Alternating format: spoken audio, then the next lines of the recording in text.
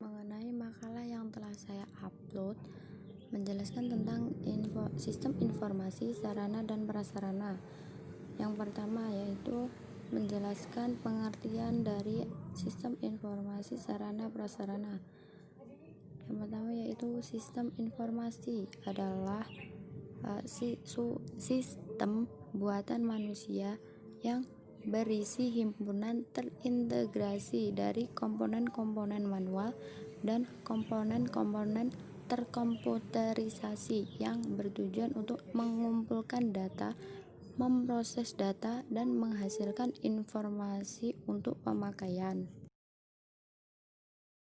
Untuk pengertian sarana dan prasarana yaitu dari kata sarana merupakan unsur yang secara langsung menunjang atau digunakan dalam pelaksanaan suatu kegiatan dalam pelaksanaan proses belajar mengajar tersebut. Prasarana adalah barang atau benda yang secara tidak langsung dapat berfungsi sebagai penunjang dalam pelaksanaan kegiatan. Jadi kesimpulannya yaitu sistem informasi sarana prasarana merupakan sistem informasi berbasis web yang berfungsi untuk melaksanakan pendataan sarana dan prasarana.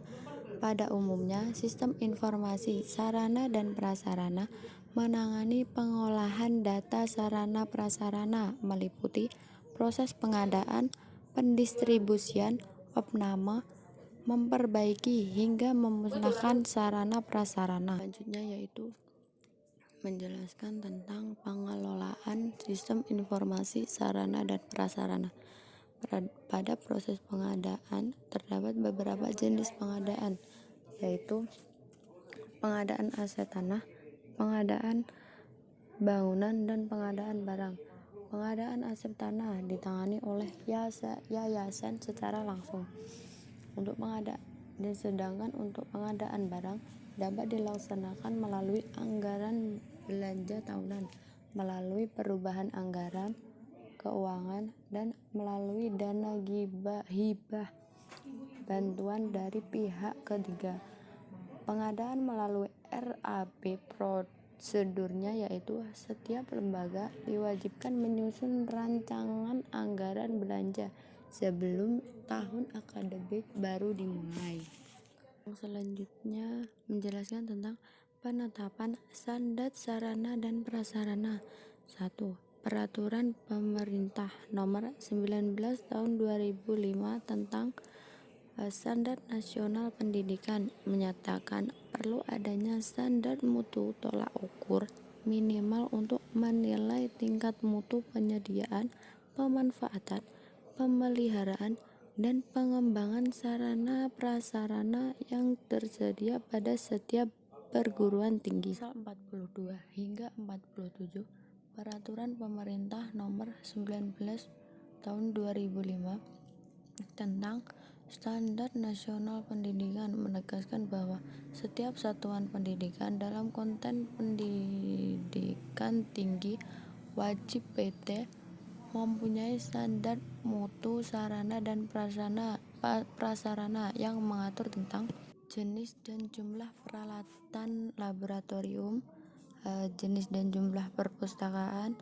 jenis dan jumlah sumber belajar, lahan untuk bangunan, letak lahan bangunan, rasio luas ruas kuliah, kualitas bangunan minimal yaitu kelas A, fasilitas khusus untuk mahasiswa, dan yang terakhir yaitu pemeliharaan sarana dan prasarana. Keputusan Mendiknas Nomor 234 U 2000 tentang pedoman pendirian perguruan tinggi. Di dalam peraturan ini ditetapkan persyaratan minimal sarana dan prasarana yang harus tersedia pada setiap perguruan tinggi di Indonesia. Terakhir yaitu menjelaskan tentang Badan Akreditasi Nasional Pendidik Perguruan Tinggi,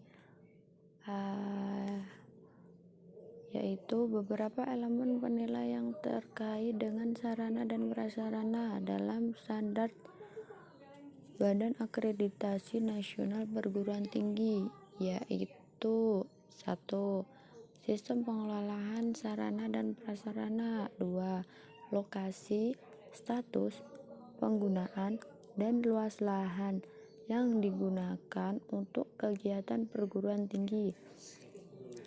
Yang ketiga, dana prasarana seperti kantor, ruang kelas, laboratorium, studio, dan lain sebagainya.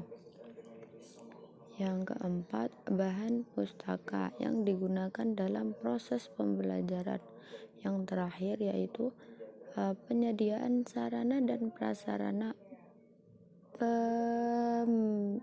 pembelajaran tingkat terpusat untuk mendukung interaksi akademik antara mahasiswa, dosen, pakar, dan narasumber lainnya dalam kegiatan-kegiatan pembelajaran.